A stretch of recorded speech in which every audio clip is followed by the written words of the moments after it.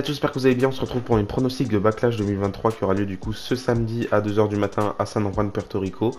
Pour l'instant, on a 7 matchs sur la carte. Ça fait quand même beaucoup pour un pay-per-view lambda, si je peux dire ça comme ça. Mais bon, on a l'habitude avec les pay-per-view qu'on a pu avoir en 2017, 2018, 2019 où c'était vraiment bien chargé. Mais là, 7 matchs, je trouve que tous les matchs ne sont pas nécessaires. On n'est pas obligé d'avoir tous ces matchs-là sur la carte. Je pense que pour l'instant, la carte est bien remplie et ça fait une belle carte en vrai. C'est pas un pay-per-view que je regarde en direct personnellement, je le regarderai sûrement le dimanche ou le lundi si j'ai quelque chose à faire. Du coup, ne vous étonnez pas si ma review sort un petit peu en retard, contrairement à d'habitude. J'essaie de le faire généralement le lendemain, mais là c'est possible que je le fasse un peu plus tard. Enfin bref, on va commencer par le match qui m'intéresse le moins pour mes pronostics.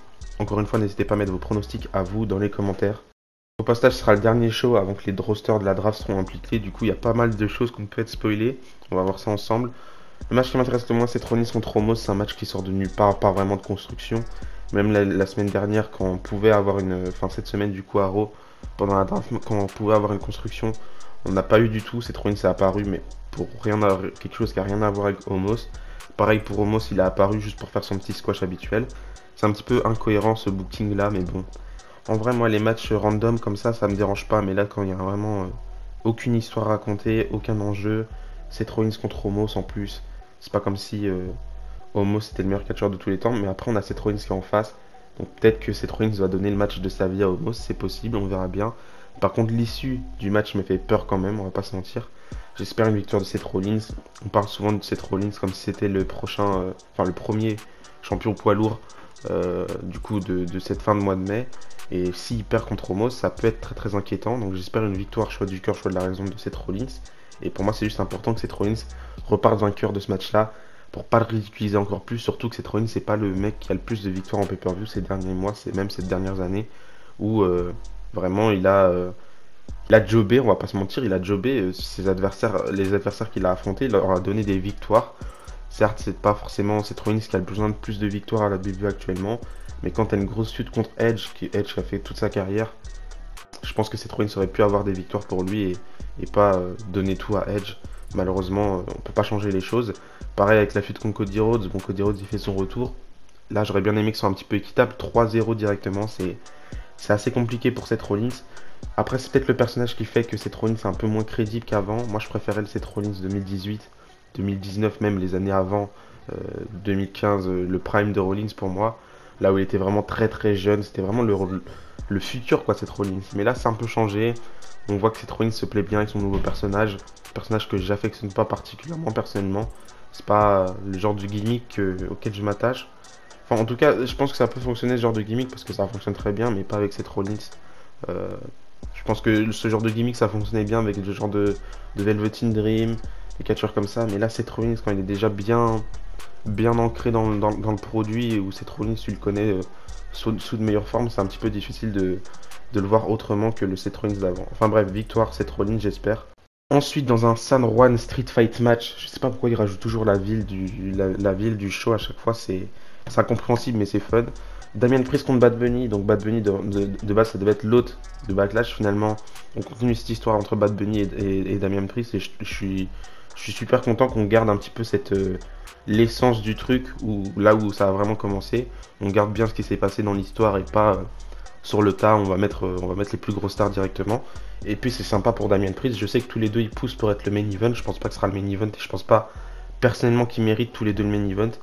Ça reste quand même la ville de Bad Bunny, ça reste aussi le pays de Damian Priest, hein, on va pas se mentir. Mais je pense que Cody Rhodes contre Brock Lesnar doit être le main event avant tout, et pas ce match-là. Ce serait un petit peu dommage, je trouve, de mettre ça en main event. Par contre, concernant mon pronostic, je pense que Bad Bunny va remporter le match. La WWE reste focus sur les célébrités. Et puis je pense qu'ils veulent garder le feel good moment. Je pense qu'on aura LWO qui vont aider Bad Bunny à remporter ce match. Peut-être que Damien Priest va se faire aider par Judgment Day, c'est possible aussi. En tout cas, je vois pas le show se dérouler sans qu'on ait l'intervention des deux teams. Surtout que c'est de la construction un petit peu logique qu'on a depuis le dernier mois, depuis tout ce mois d'avril. Donc je verrai pas les choses autrement. Je pense que Bad Bunny, choix de la raison, va remporter ce match, mais choix du cœur, pour moi, faut que Damien Priest remporte ce match-là. C'est important, en vrai, c'est ton produit. Et Damien Priest, lui, il va catcher avec toi chaque semaine. Bad Bunny, après ce match-là, il va peut-être catcher quoi, 2-3 fois l'année prochaine. Enfin, même il va catcher une fois par an, ou peut-être un peu moins, peut-être qu'il va même plus catcher toute sa vie. Donc pour moi, ouais, c'est important de faire remporter des matchs à tes catcheurs et pour les faire un peu évoluer et pas rester dans ce même schéma où à chaque fois les célébrités sont hyper fortes alors qu'on voit que Damien Priest, il en ferait qu'une bouchée de Bad Bunny. Que ce soit, euh, que ce soit dans la kayfabe ou dans le work rate, Damien Priest, c'est un catcheur meilleur que Bad Bunny. Et en plus, Damien Priest, c'est pas le meilleur catcheur de tous les temps. Donc, c'est pour vous dire à quel point Bad Bunny, c'est pas non plus le catcheur de tous les temps. Il a fait un Canadian Destroyer, c'était super bien. Et je comprends que les gens ont bien kiffé. C'est super bien de voir quelqu'un qui a rien à voir avec le catch faire un move aussi super que ça. Après, on va pas se mentir, Bad Bunny, c'est pas le meilleur catcheur de tous les temps. Enfin bref, j'espère une victoire de Damien Priest, mais encore une fois, la raison me rattrape et je pense que Bad Bunny va remporter ce match-là. Ensuite, Rhea Ripley pour sa première défense, elle va défendre son titre de SmackDown face à Zelina Vega qui se transformera bientôt en titre de Raw, j'imagine, puisqu'elle est draftée à Raw. Donc Zelina Vega, simplement mérité son match de championnat, elle aussi, elle est portoricaine, donc c'est super qu'elle puisse affronter Rhea Ripley. Je pense qu'elle attend une opportunité comme ça depuis très très longtemps. Il me semble qu'elle avait déjà challengé Asuka pour le titre de Raw à l'époque. C'était resté en kick-off. Là, j'espère que ce sera pas le cas. Et j'espère juste qu'on aura un match grandiose parce que ça va être un super bon match. Je sais que Zelina Vega se débrouille plutôt bien dans le ring. En même temps, avec tous les bons catcheurs talentueux avec qui elle a été entourée tout au long de sa carrière, forcément, Zelina Vega elle peut que être talentueuse. C'est pas la meilleure catcheuse de tous les temps. Et Rhea Ripley non plus dans le ring, c'est pas la meilleure catcheuse de tous les temps. Mais je pense que le match peut être très intéressant. Différences de gabarit qui peuvent être intéressants. Moi, j'aime beaucoup quand il y a des différences de gabarit dans les matchs. Pas forcément dans les équipes, mais dans les matchs, c'est vraiment très très intéressant. Je pense que Rhea Ripley va conserver son titre quoi qu'il arrive, mais je pense que ça peut être un match très très compétitif où Zelina Vega pourrait avoir sa chance de remporter ce match-là, même si je la vois pas du tout sortir vainqueur. Peut-être qu'elle remportera le match, enfin non, peut-être que Rhea Ripley remportera le match d'une manière un peu controversée, ou alors, euh, ou alors Zelina Vega sera vraiment proche de la battre et finalement Rhea Ripley va gagner. J'aimerais quand même avoir une construction où Rhea Ripley elle est construite très très forte dans ces matchs où elle terrasse vraiment ses adversaires, elle nous donne vraiment un vrai bon run de championne du monde. Parce que quand on se rappelle son dernier run de championne du monde, juste après WrestleMania 37, elle perd directement contre Charlotte Flair et c'est vraiment pas un run très très mémorable. Et là, je pense qu'avec Rhea Ripley, on peut faire un run assez sympa et builder toute la division féminine de Raw autour de elle en faisant vraiment des matchs très très compétitifs et ça pourrait être vraiment sympa. Mais choix du cœur, Rhea Ripley, choix de la raison, Rhea Ripley. Je pense pas que Zelina Vega peut ressortir vainqueur et je pense pas qu'elle a les épaules pour être championne actuellement. Ensuite, on a un autre match qui peut lui aussi aspirer au main event. On aura du coup un six-man tag team match entre Matt Riddle et les champions par équipe, Sami Zayn et Kevin Owens, qui vont affronter du coup la Bloodline, évidemment sans Roman Reigns. Je sais même pas si Paul Heyman sera dans les parages. Mais en tout cas, Jey Uso, Jimmy Uso et Solo Sikoa. C'est important ce match-là parce que c'est vraiment le match qui va tout clôturer. C'est vraiment la fin de cette histoire entre Kevin Owens, Sami Zayn et la Bloodline. On va pouvoir passer à autre chose. Ils sont tous les deux dans des shows différents, à moins que la WWE trouve des petites choses pour contrer ça et continuer cette rivalité entre les deux équipes. Mais en tout cas, je trouve ça bien que ce soit vraiment la fin et que la WWE a eu l'audace de séparer ça et pas continuer ça pendant 6 mois supplémentaires. Et tant mieux. J'espère en vrai une victoire de Sami Zayn, Kevin Owens et Matt Riddle. Pour moi, ce serait important qu'ils remportent ce match-là. Ils perdent en général souvent face à la Bloodline, surtout ce Sikoa qui fait vraiment la différence dans tous ces matchs-là. Ou tous ces matchs solo, quasiment, enfin tous ces matchs solo, il les remporte solo, du coup j'imagine. Mais ouais, j'aimerais bien une victoire de Matt Riddle, Kevin Owens et Sami Zayn, c'est important. C'est les champions par équipe. Ils doivent se faire une réputation en tant que champion par équipe et avoir du coup ce prestige-là de se dire c'est pas tout le monde qui peut nous battre, même en 3 contre 3, on nous bat pas facilement. Et pareil, Matt Riddle, s'il veut aller chercher plus loin dans la carte, peut-être un titre mineur encore une fois comme il a pu le faire par le passé, faut que Matt Riddle puisse aussi avoir des victoires et c'est pas vraiment le cas pour lui ces derniers temps. Je crois qu'il avait battu Jimmy Uso, il me semble, cette semaine à Raw du coup, mais c'est pas assez, c'est pas suffisant et j'aimerais bien voir Matt Riddle un petit peu plus haut dans la carte, peut-être même aller toucher le main event. Pour l'instant, je le sens pas très très près. J'aimerais bien une facette de Matt Riddle un petit peu plus sérieuse et moins garder ce côté un petit peu comique, rigolo, comme on a pu l'avoir tout au long de son run dans le main roster. Pour moi, son personnage à NXT c'était vraiment le personnage parfait. C'était un mix entre sérieux, entre un petit peu niais, un petit peu un petit peu bête, mais on ressentait que Matt Riddle était très dangereux et il pouvait remporter les matchs qu'il voulait. Dommage d'ailleurs qu'il n'a pas eu un petit run de champion solo du côté d'NXT, pas forcément champion du monde, mais au moins champion nord-américain.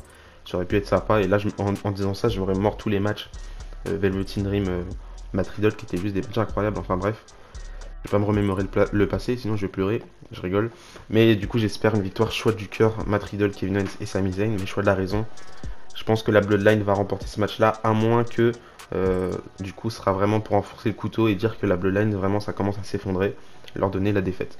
Ensuite on aura du coup un triple threat match pour le titre des États-Unis. Je le mets assez bas dans les matchs qui m'intéressent le plus ce match-là.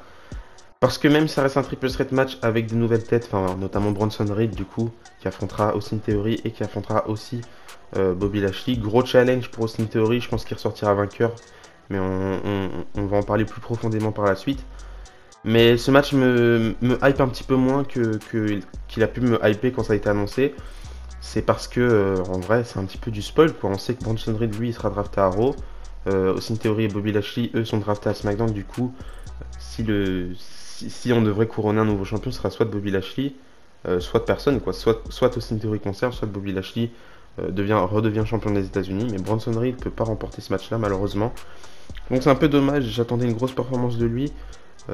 J'aurais bien aimé. En vrai, c'est pas forcément le fait qu'Austin Theory conserve ou que Bobby Lashley devienne champion qui me dérange, c'est surtout le fait que on n'aura pas le suspense pendant ce match-là. Et je pense que même ça peut être un très très bon match qui peut voler le show si on laisse tous les catcheurs faire ce qu'ils savent faire de mieux dans le match. Surtout, c'est pas très le cas à la WWE ces derniers temps, enfin depuis toujours en vrai. Même s'il y a quelques années, encore une fois, il y avait un petit peu plus de liberté, on va pas se mentir. Mais je pense que ce match-là peut voler le show, on peut avoir un super bon match. Et si on avait vraiment le suspense en plus de se dire qu'on pourrait avoir un nouveau champion, bah, ça aurait été encore mieux. Mais je pense que Austin Theory va conserver son titre et continuer son run interminable, qui est vraiment pas très passionnant, on va pas se mentir. Il a défendu contre John Cena finalement, on se rappelle même plus que c'était une défense. Tellement le titre n'était même pas le centre de cette storyline. Et même quand Austin Theory se bat pour son titre des États-Unis, c'est pas du tout le centre de sa storyline, contrairement à ce que peut faire Gunther avec ses matchs qui sont géniaux. C'est vraiment pas la même chose. Austin Theory, c'est vraiment son run, il tourne autour de lui. Je suis le futur, mais j'ai pas trop envie qu'on me vend comme le futur, je suis le présent. Et finalement, on parle pas vraiment de ce titre des États-Unis. On a plus Austin Theory qui s'exporte vers toutes les possibilités. Il dit oh j'aimerais bien être champion de la WWE, j'aimerais bien être champion poids lourd, je devrais être un petit peu plus haut. Et finalement il se concentre pas trop sur ce titre des États-Unis et je trouve qu'il loupe des étapes en faisant ça. Et c'est un petit peu le problème avec Austin Theory. Même si vous le voyez comme le futur, je pense que la WWE fait actuellement un petit peu mal les choses. Je trouve qu'ils ont bien fait les choses en le faisant redescendre de quelques étages, en lui faisant perdre sa Money in the Bank, même si j'étais pas du tout de cet avis-là quand c'est arrivé. Mais là, avec Austin Theory, on le met plus haut que ce qu'il devrait être en tant que champion des États-Unis. Et je trouve ça vraiment un peu dommage. C'est peut-être aussi le fait qu'on n'avait pas de champion majeur à Raw et qu'il fallait un petit peu le mettre un peu plus haut, Austin Theory. Mais je pense que c'est pas tout qui a fait ça. Et c'est un peu dommage. Enfin bref. Victoire de Austin Theory, du coup, choix de la raison. Mais choix du cœur, en vrai, j'aurais bien préféré une victoire de Bronson Reed. Et je pense qu'il pourrait faire un truc intéressant, Bronson Reed. Je l'aurais peut-être même drafté à Raw, même si ça reste un petit peu les mêmes histoires. On reste toujours dans le même schéma, Austin Theory, Bobby Lashley, etc. pour le titre. Je pense que Bronson Reed aurait pu faire un run super en tant que champion des États-Unis. Et même s'il peut avoir des matchs super face à Gunther du côté du côté de Raw, je pense qu'il aurait pu faire quelque chose de sympa, en tout cas du côté de SmackDown de Bronson Reed. Enfin bref. Ensuite, avant-dernier match, c'est un match qui m'intéresse énormément, malgré le fait que, sans surprise, on sait qui logiquement sera champion, enfin repartira champion de ce match-là, championne du coup. Bianca Belair va défendre son titre de Raw avec son run aussi interminable face à Io Sky qui s'exporte à de nouvelles possibilités en tant que championne, en tant que catcheuse solo, et c'est super bien de l'avoir dans ce rôle-là. On sent que la WWE essaye de faire quelque chose de bien avec cette division féminine, même s'ils galèrent un petit peu, et clairement la WWE c'est vraiment pas les meilleurs pour construire quelque chose de bien et quelque chose de cohérent. Enfin, du moins dans le main roster, parce que vraiment à NXT il n'y a pas réellement de problème avec la division féminine, et c'est un petit peu ce que je reproche actuellement à la WWE. Après, nous en tant que fans, on ne peut pas réellement savoir d'où vient ce problème, quelle est la source de ce problème, si c'est vraiment l'équipe créative qui se foire totalement, si c'est les producteurs qui n'arrivent pas à faire les choses correctement. On ne peut pas réellement savoir, et en tout cas je trouve que l'équipe de NXT s'en sort bien mieux en ce qui concerne la gestion du roster que l'équipe du main roster. Après c'est vraiment pas la même chose. Le produit de main roster, c'est plus un produit télévisé que celui d'NXT, qui reste aussi un produit télévisé, mais c'est pas du tout la même chose. En vrai, c'est deux produits différents et c'est un peu dommage de les comparer à chaque fois, mais bon, ça reste la WWE et c'est important de comparer. Enfin bref, je pense que dans le ring, on pourrait avoir un super bon match si on les laisse encore une fois faire tout ce qu'elles veulent et tout ce qu'elles sont capables de faire. On sait que Bianca Belair, c'est une super catcheuse in ring, c'est pas la meilleure workeuse non plus. Mais par contre, Io Sky, c'est vraiment limite l'une des meilleures catcheuses du roster avec les Asuka, etc. Donc j'ai vraiment hâte de voir qu'est-ce qui peut être fait dans ce match-là en termes de in-ring. Et j'espère qu'ils vont vraiment mettre le paquet pour ce match-là et qu'on ait vraiment l'impression que c'est un match important, pas comme on a pu l'avoir, pas comme on a pu avoir ce ressenti par exemple lors de sa défense contre Asuka à WrestleMania 39 où vraiment il n'y avait pas vraiment d'importance. Là aussi c'est un petit peu ce qui pêche dans ce match là, c'est que la construction elle est pas folle. Après moi ça me dérange pas, j'aime bien aussi les matchs compétitifs, les matchs qui n'ont pas réellement besoin d'être justifiés pour, euh, pour voir le jour. Et c'est ce que j'aime vraiment. En vrai, moi, ce que je préfère, c'est le catch compétitif. Je m'en fous un petit peu des storylines un peu tirées par les cheveux, où il faut vraiment aller rechercher une histoire lointaine, limite une histoire qui est un petit peu bancale pour faire fonctionner l'histoire, enfin, pour faire fonctionner la storyline. Pour moi, c'est pas vraiment le plus important. Du coup, il me dérange pas du tout ce match-là sur la carte. Et j'espère juste qu'on aura un super bon match dans le ring, même si pour moi, ça reste logique. Bianca Belair va continuer son run, et je pense qu'elle va continuer pendant encore un petit temps. C'est un petit peu la Roman Reigns actuelle du main roster, ils n'arrivent pas à la faire perdre malheureusement. Et pour l'instant, je vois personne qui peut réellement battre Bianca Belair. Peut-être Charlotte Flair par la suite, on verra bien. Mais en tout cas, je pense qu'on peut avoir un super bon match. Encore une fois, choix du cœur, choix de la raison. Choix du cœur, pas vraiment. En vrai, j'aime bien les deux catcheuses tout autant. Mais choix de la raison, je pense que Bianca Belair va conserver son titre de Raw et continuer son run. Et enfin, ce qui devrait pour moi être le main event, Cody Rhodes contre Brock Lesnar. Je suis pas très enthousiaste par rapport à cette storyline. Déjà, je sais pas d'où elle sort et ça me dérange un petit peu de ne pas avoir continué sur cette lancée avec Roman Reigns. Surtout que Roman Reigns, il a vraiment aucun plan actuellement. C'est dommage, enfin, aucun plan. Je pense qu'en interne, ils ont déjà décidé de pas mal de choses, mais en tout cas, à l'écran, il n'y a rien du tout qui se passe avec Roman Reigns. C'est ce qui me dérangeait un petit peu de switcher si rapidement entre Roman Reigns et Brock Lesnar pour Cody Rhodes. Après, Cody Rhodes le fait bien ressentir encore une fois. Ce qui l'intéresse, lui surtout, c'est le titre que Roman Reigns a sur ses épaules, même si je pense qu'il aura son mot à dire dans ce tournoi, si on a un, pour le titre poids lourd. Je pense qu'il sera impliqué, mais je pense pas. Enfin, il sera impliqué pour donner un petit peu plus d'overness, on va dire, enfin de star power à ce mouvement, si je peux dire ça comme ça. Mais je pense pas qu'il remportera le titre. Enfin bref, c'est pas le sujet de la vidéo, mais en tout cas, Cody Rhodes contre Brock Lesnar, c'est pas de base une storyline qui m'intéresse de fou. La construction non plus, elle est pas immense. Après, on n'a pas eu beaucoup de temps pour construire ça. Mais je pense que le match peut être super bien. On sait que Brock Lesnar, face au plus petit gabarit, il s'en sort plutôt généralement très bien. Après, Cody Rhodes, c'est pas réellement le même gabarit que Daniel Bryan, que Finn Balor, que AJ Styles, etc. Mais ça reste quand même pas le même gabarit que Brock Lesnar. Donc je pense que le match peut être très intéressant. Après, on sait que Cody Rhodes, il peut être aussi un peu plus méthodique dans sa façon de catcher.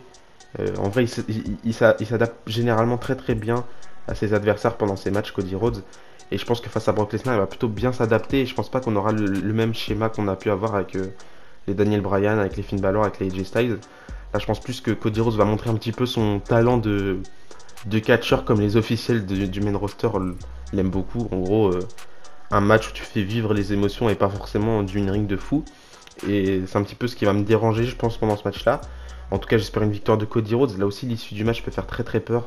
Parce qu'on sait que la WWE, je sais pas si c'est voulu, mais ils essaient de reproduire un petit peu le même schéma qu'ils avaient fait avec John Cena à l'après WrestleMania 28 où il perd contre The Rock. Ensuite, Raw After Mania, il se fait attaquer il se fait attaquer par Brock Lesnar qui fait son retour. Ensuite, il s'affronte à Extreme Rules et là, John Cena, il remporte son premier affrontement contre Brock Lesnar avant de perdre du coup à SummerSlam 2014 face à lui. Mais là, je sais pas s'ils veulent refaire le même schéma. En tout cas, s'ils veulent refaire le même, Cody Rhodes devrait forcément remporter ce match face à Brock Lesnar. S'ils veulent enfoncer encore plus le couteau, il va perdre ce match-là, mais après, ça va être très compliqué pour Cody Rhodes de rebondir. Je sais qu'il en est capable parce qu'il est over comme jamais et actuellement, il n'y a personne qui le surpasse en termes d'overness à la WWE. Mais pour moi, faut pas faire l'erreur de faire perdre Cody Rhodes. Surtout qu'ils ont déjà fait l'erreur de le faire perdre face à Roman Reigns à WrestleMania, ce qui est pour moi une grosse erreur. Et je pense qu'ils vont s'en mordre les doigts par le futur. Dans le futur. Mais là, en vrai, je sais pas trop comment ma réaction pourrait être si vraiment il se fait battre par Cody Rhodes. Surtout qu'en général, Brock Lesnar, c'est matchs assez récents, c'est plus trop des matchs très très longs. Donc c'est en général soit des squash, soit des matchs un petit peu controversés où il va perdre d'une manière un petit peu désolante, on va se dire. On se rappelle de ces matchs face à Bobby Lashley où c'était pas très très long. Et, euh, et même dans la défaite, Brock Lesnar ressort plus fort et c'est un peu dommage ce genre de match où tu t'attends pas à la fin et la fin te déçoit un petit peu. J'espère qu'on va pas avoir ça avec Cody Rhodes, j'espère juste qu'on aura un gros match important et on aura un Cody Rhodes qui ressortira encore plus fort qu'il est rentré dans ce match-là. Parce que c'est vraiment la chose à faire si Cody Rhodes veut s'exporter vers de choses plus grosses par la suite, même s'il n'aurait vraiment pas besoin de ça pour, euh, pour avoir sa revanche pour un des titres majeurs. Mais, euh, mais en tout cas, ça le rendrait un petit peu plus crédible aux yeux de Roman Reigns dans la storyline, j'imagine. Et ça pourrait être quelque chose de gros. Enfin bref, choix du cœur, victoire de Cody Rhodes. Choix de la raison, j'hésite, mais je vais dire quand même choix victoire de Cody Rhodes. Ce serait vraiment trop bête de le faire perdre. Surtout que Brock Lesnar, c'est pas vraiment le catcheur le plus mis en avant ces derniers temps à la WWE. Je pense que la WWE a réussi à réguler un petit peu ça. Le problème qu'on avait il y a quelques années, même si ça me dérangeait pas trop d'avoir un Brock Lesnar si fort dans le main roster. Ce qui me dérangeait plus, c'était qu'il était par timer et qu'on le voyait pas souvent. Mais du coup, voilà. Donnez-moi votre avis dans les commentaires par rapport à la carte de Backlash 2023. Donnez-moi aussi vos pronostics et si vous êtes d'accord avec mes pronostics à moi. On se retrouve du coup, comme je vous l'ai dit, enfin déjà on va se retrouver dans la semaine pour ma review de SmackDown et on se retrouvera du coup pour ma review de Backlash un peu plus tard dans la semaine, peut-être vers lundi, peut-être vers mardi, je sais pas. Et d'ici là, je vous dis à la prochaine, n'oubliez pas, tant que catch et espoir. Bisous bisous.